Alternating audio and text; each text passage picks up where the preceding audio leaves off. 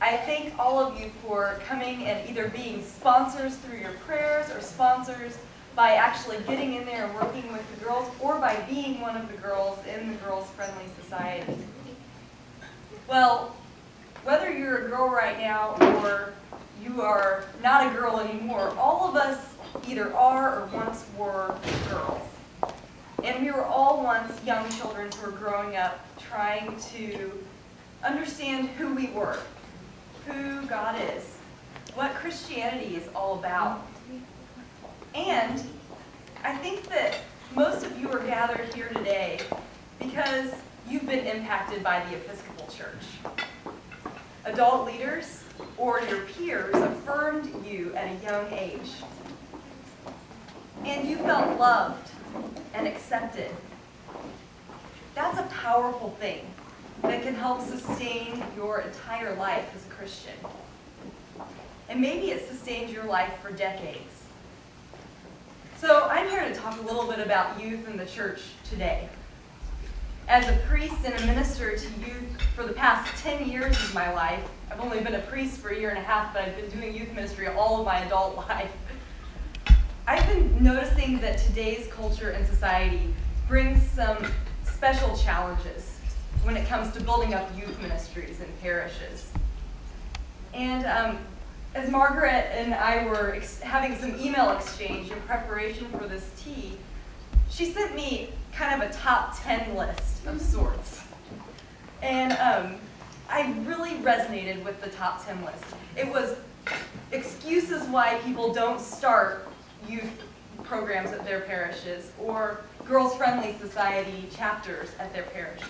So I want to share a few of those excuses and see if you've heard, and maybe you've said them, but you've probably heard them more than you've said them. Number 10, there isn't any money in the budget. Number 9, this is a real truthful one. I added this one in, Margaret. I don't know if anyone around here is really excited about leading our youth. Number 8, well, we don't have enough kids at our parish. Margaret said, well, whatever happened to where 2 or 3 are gathered in my name? Or, we don't really have that many kids at our parish. We don't have single gender groups where we worship. Well, we already have catechesis of the Good Shepherd. Wasn't that for really young children? Margaret asked. Everyone is so busy. I think that's the biggest one I hear these days. There's soccer, there's, Girl Scouts, there's a million things to do with school, more homework than ever, we're just too busy. I work, therefore we can't have a youth ministry. The kids are too busy. Those are just some of the excuses. And those are signs to me when I hear them, that the people who are saying it, this is about as blunt as I'll get, are lazy, lacking in faith. It's a lukewarm attitude. And when we have a lukewarm attitude toward our girls and our youth, what does it yield? I think it yields a lukewarm or even a cold response. The youth here, well, you don't really have a place here. You don't matter to us. I hope you girls know that you matter. And that these women are here today because they want you to know that you have a place in the church.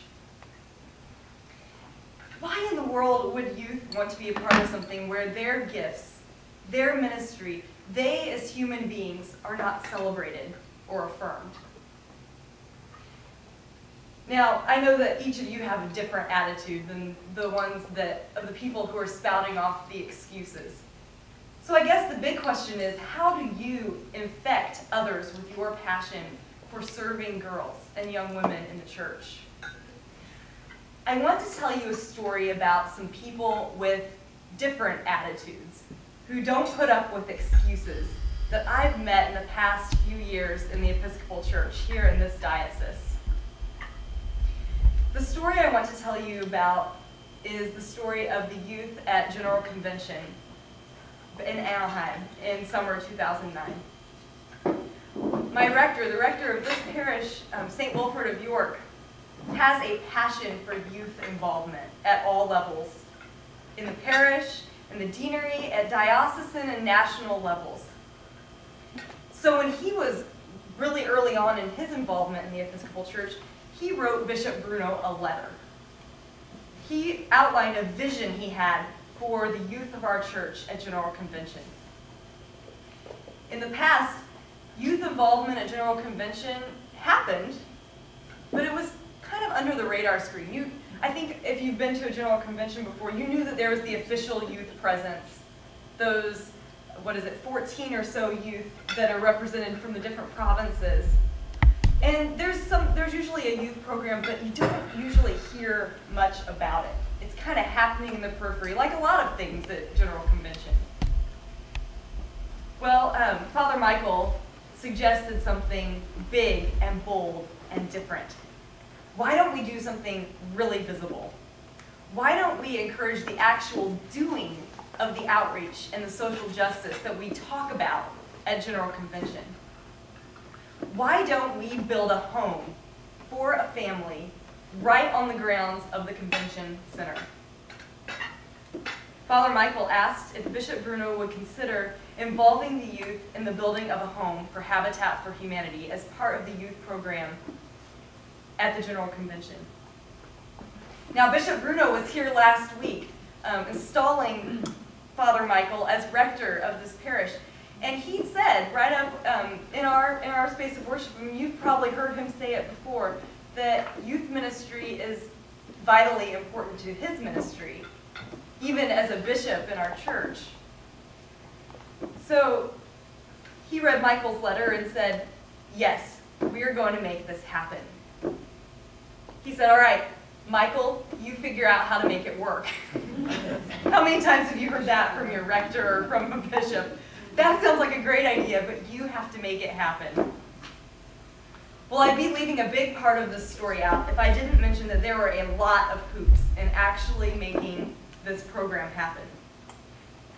There were some leaders in various committees and different levels of the church who offered the ultimate in excuses that I didn't name yet. Do you think you might know what it is? We've never done it this way before. We've always done it. We've always done it this way. That's the more positive spin on that we've never done it this way. Well, nobody had ever seen youth frame up a home at General Convention. The idea seemed almost too grand, absurd. How could we ever do this? We've never done it that way before. So the process was slowed down a little bit, but Father Michael persevered. He started talking with the parishioners at St. Wilfrid's, started making contacts throughout the diocese, and then Habitat for Humanity told him that the Episcopal Church would need to raise $250,000 to make this happen. A lot of people would stop there and say, I'm done. He didn't give up. He started talking to as many people as possible about the dream. He went back to Bishop Bruno and said, okay, I need you to put your money where your mouth is, Bishop Bruno. And the money started to come in. And by the start date, the planning team had over $100,000. But that meant we still needed over $100,000 to complete the bill.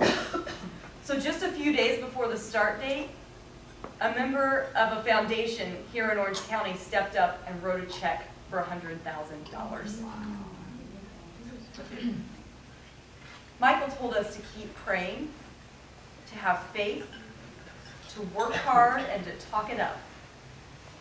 And I don't think if the people of St. Wilfrid's hadn't had faith in this vision, and a lot of the people in the diocese hadn't had faith in this vision, I don't think it would have happened.